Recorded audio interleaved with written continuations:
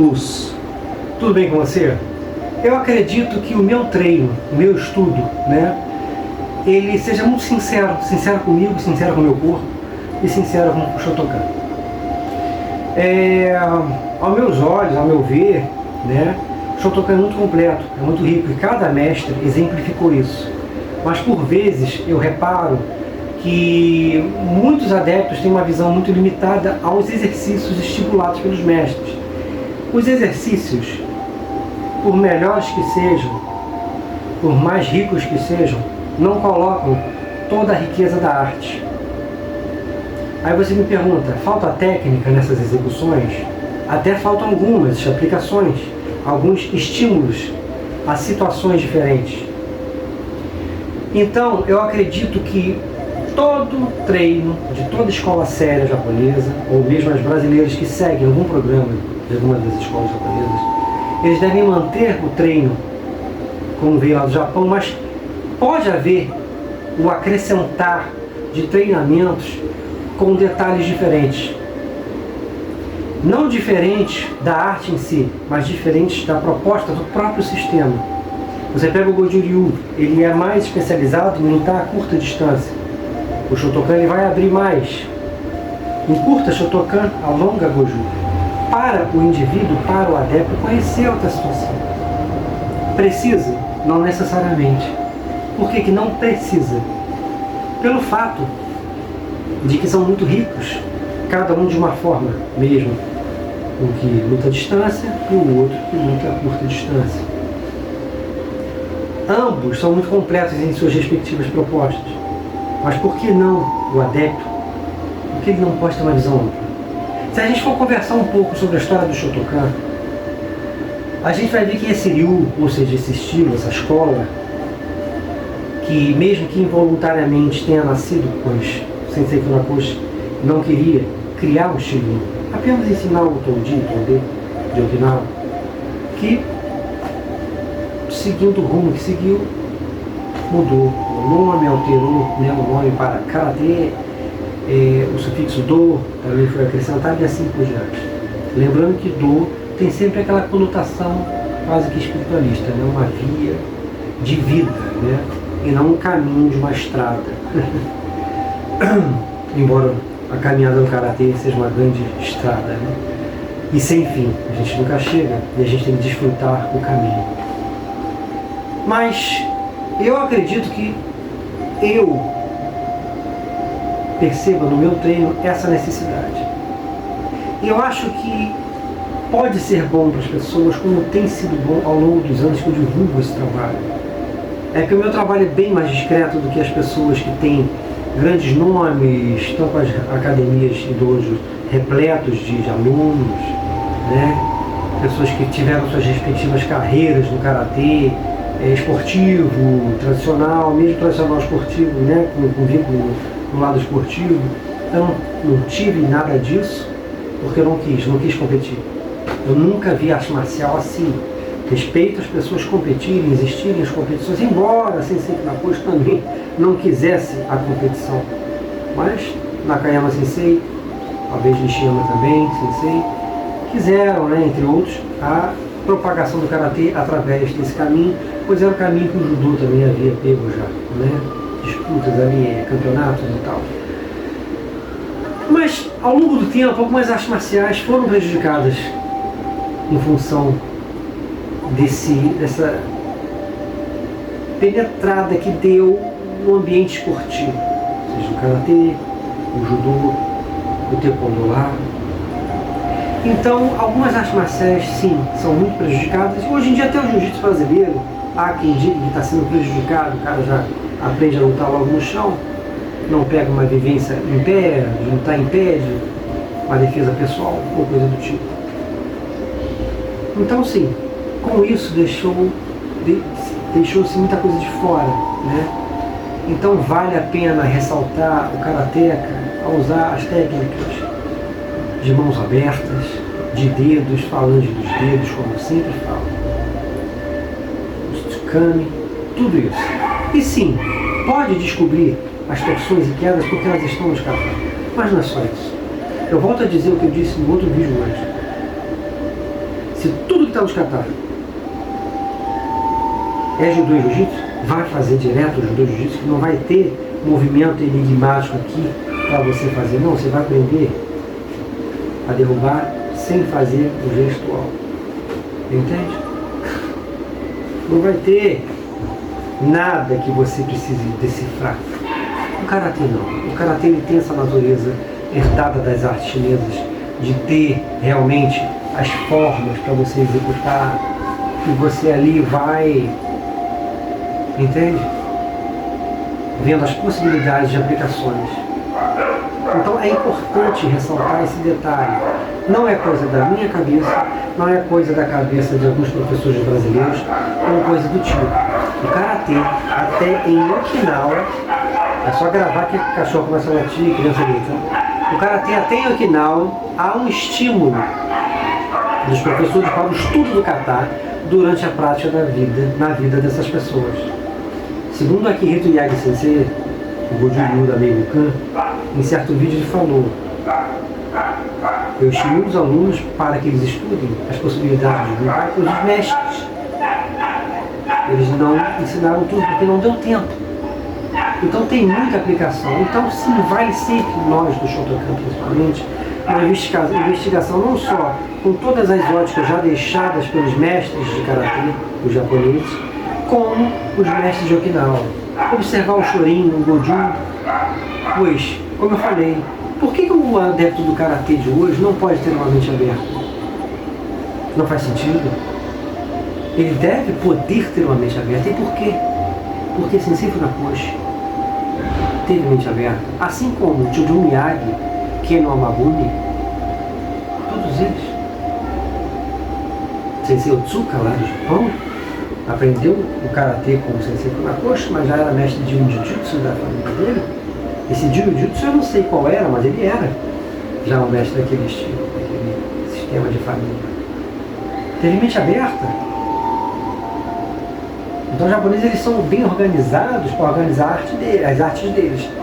Mas aquela coisa de cada uma arte marcial, outra arte marcial, eles não têm muito. Ao longo da história, o que é o ninjutsu? O ninjutsu nada mais é do que escolas de artes marciais ali, inclusive do próprio jujutsu, elementos que vinham de fora também. É muito confusa a história do jiu-jitsu também, né? Tem elementos chineses ali também, né? Então, assim como o Shorin de Kempo tem elementos de jiu-jitsu, mas muito mais do Shaolin Kung Fu. O Do Shinso foi criado na China, depois ele volta para o Japão. Então, o purismo burro estraga o tradicional. Ah, mas espera aí, você prega um purismo inteligente? Não. Eu acho assim, o purismo em si, ele é complicado em termos de artes marciais, pois depois que sai da Índia, provavelmente do Vajramush, na época, né, vai para a China e lá se difunde vários estilos, começa a criar, né, eles começam a criar vários sistemas e estilos de Kung Fu e tal. Depois dali vai para o resto da Ásia. Eu particularmente vejo uma semelhança entre o Kalari-patu, né? Acho que é uma pati, uma coisa assim, que é provavelmente o resquício do Vajramush, aquela arte marcial indiana. Desculpe se eu falei errado, mas eu não lembro agora o nome. Uma semelhança dessa arte marcial indiana com o Muay Boran. Eu vejo muita semelhança. Não é impossível. Mas não é impossível mesmo. Mas o budismo é que o chinês é muito criativo, então ele pensou muito por conta própria. Aí ele começou a criar os próprios estilos, né? Aquela coisa deles e tal, Rincar, o Inchon, Babadzan, Shimi, aí tem, né? Pro lado do Shaolin, depois também os estilos de família. No Japão a mesma coisa, o Jiu-Jitsu também, né? Proliferou ali vários sistemas proliferados. É normal. Agora, o interessante é isso, que todo mestre antigo não tinha limitação mental. Sempre existiu uma tendência, isso aí sempre existiu. Sempre existiu uma tendência de uma tentativa de organização de uma arte marcial e mantê-la intacta. Isso sim, isso sempre existiu. Mas nesse percurso de um ou outro adepto, a gente vê isso um pouco em filmes do Ip Man, o Sifu Ip Man do Wing Chun, que ele quando conhece, acho que é o, não sei se é Leon Bick, um senhor de idade que no filme é até interpretado pelo filho do Sifu, o Shifu Ip Man, né, o Ip Chun. Ele quando conhece, né, o Ip Man jovem, conhece esse mestre, que era um cara à parte. Era um cara que as pessoas conheciam ele, sabiam que ele era muito bom, mas ele era meio que, pelo que dá para entender ali, meio que um renegado, aquela coisa, pô, esse cara saiu da curva. Ele chutava alto, uma coisa que o 21 só chutava baixo. Então, ele aprende ali a chutar alto com esse mestre. Quando ele volta para a escola dele e faz isso, o pessoal repreende, ele para de usar, mas ele aprendeu. O que ele aprendeu, ele aprendeu. Então acontece muito disso. Aqui mesmo no Brasil, o sensei Shikana Kamini sabia muito mais de um só sistema de karatê. Tinha um currículo extenso. Então cabe sim a reflexão. Eu conheci mestres de taekwondo, que era taekwondo e rapido, né? O mestre do meu mestre, assim como o meu mestre mesmo, sabia mais marcha marcial. Não tem problema você estudar mais marcha marcial. E é engraçado, porque eu aqui no Shotokan, né? Quando eu falo, olha gente, tem possibilidades, né? Eu até falei no outro vídeo, olha, isso aqui é muito usado no Mutobo Ryu, que é o Moroteuki. Ele não é um Kamae natural, ele é um Moroteuki, ele serve de Kamae aqui, que eu fico bem fechado. É extremamente eficiente, entendeu? Porque ele fecha, ele faz, entendeu? O caminho aqui é ótimo, entendeu? Então, todos eles tiveram uma mente ampla, estudaram com mais o mestre. Só que o próprio povo japonês quis organizar a coisa e falou, mas qual é o estilo? Não, tô de... Não, tem que ter um estilo. Aí cada um foi, né? Aí veio o negócio do karatê duro, né? E aí foram se firmando, né? O que é o Goju-ryu? O Naratê moderno. Porque o Naratê já lidava ali com duro e suave, né? Alguns kata deles, eles fechavam os punhos. O Etiryu continuou aberto, o Etiryu também por fora, né? Também buscado no sul da China, mas não necessariamente vindo ali do Naratê, mas obviamente com similaridades por causa das fontes chinesas, né? Mas não pense que o Shotokan com a sua base larga, né? De Naihanchi para Teki, ou Teki para alguns, cara, não pense que não tem a mesma essência, tem. E base larga por base larga, alguns estilos da China também já tinha. O próprio Hunkar, alguns chamam de Hungar, outros de Hunkar, tá? Que geralmente associam ao tigre, mas não é necessariamente o estilo do tigre, tá? Tem forma do tigre ali, a tipo da garça, etc. Então o que ocorre? As influências chinesas na ilha, elas podem ter ido além, sabe por quê? Certa vez o meu sensei me deu uns escritos, uma história do início do karatê, eu não lembro qual era a fonte, talvez o próprio mestre dele tenha dado essa fonte para ele, o sensei Benedito Nelson, vamos esperar. Ele dizia que o primeiro cara da ilha, o primeiro mestre da ilha de karatê, na realidade não era karatê, era mesmo Kung Fu, e era o estilo Xingyi, se eu não me engano, ou Ressini, mas nesse documento, nesse papel, estava Ressini. Alguns chamam de Xingyi, dizem que é o mesmo estilo, não posso afirmar, acho que sim. Ressini, sabe o que é o Ressini? Tanto Ressini, Xingyi, Baguazhang, são estilos internos. Então, Ressini, se o tal do Yara, que era o primeiro, né? Primeira pessoa a buscar na China um sistema de arte marcial. Se ele estudou Ressini, ele estudou um estilo de Kung Fu interno, como é o Tai Chi Chuan. O Tai Chi Chuan o Tai Chi Chuan é interno, o Baguazhang também, né? Inclusive, se eu não me engano, teve uma luta entre a escola de Bagua e Ressini. E houve empate desses mestres, eles fundiram a arte e começaram a ensinar juntos. certa vez um mestre de Recife colocou isso para a revista Kiai. Então vocês vejam, é o primeiro sistema que teria ido para Okinawa, há poucos registros disso, mas se existe esse registro, e certa vez eu cruzei na internet com esse texto também, depois do texto do meu sensei. Se existe isso, né, se algum mestre de Okinawa, ou melhor, uma pessoa de Okinawa teve acesso a um estilo interno de Kung Fu, meu amigo, por que bases largas também não foram parar lá na ilha? Né? Você vê o movimento Shaolin é muito mais largo. Aí tem aqueles movimentos assim. Gente, isso aqui, se você inverte, né? Se inverte, ao invés de botar aqui, você bota, né? Assim. Ao invés de botar assim, você bota aqui, é o nosso Nidan. Não é? Quanta coisa igual tem. O próprio Kamae no Kung Fu tem Kamae assim também. Pode ver que aquele cara ficava assim, ó. Que naquele filme do Ip Man, o primeiro que fizeram com o Donnie Yen, aquele cara que vai na vila e desafia todo mundo, e depois vira até acho que cozinheiro, não sei, depois que ele pede o Ip Man, no segundo filme ele é cozinheiro, mas ele botava muito Kamae assim junto.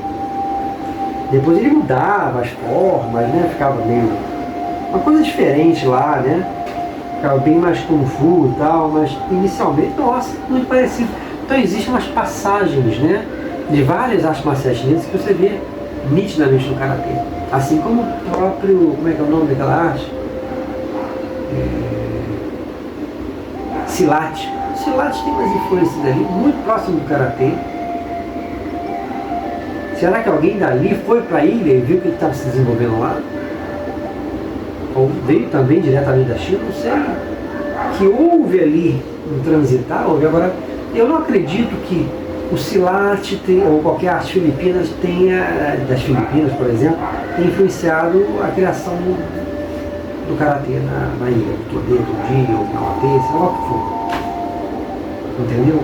Mas o que vale sempre é o estudo. Vamos estudar, vamos treinar, porque é isso aí.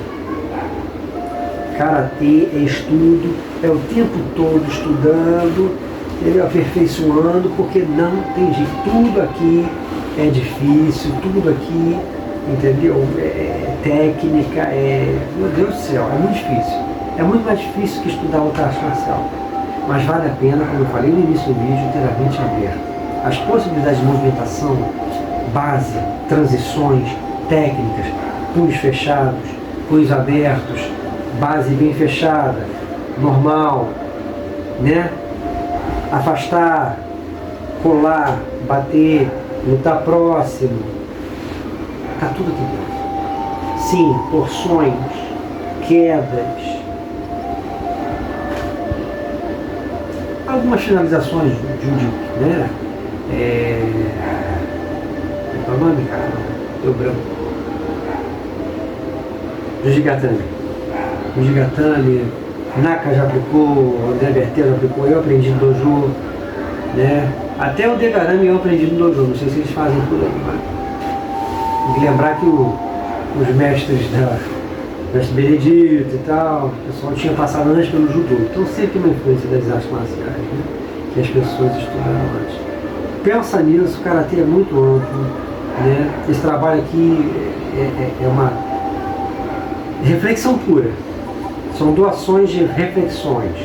Para ter aula comigo é aqui no Rio de Janeiro, agora em Vila Isabel, na academia RTKD. Tá? Antes eu estava em outra academia, agora estou em Vila Isabel, na academia RTKD. Entre em contato comigo ou com a própria academia. O endereço geralmente você vai achar lá no Instagram. Tá bom? Uns.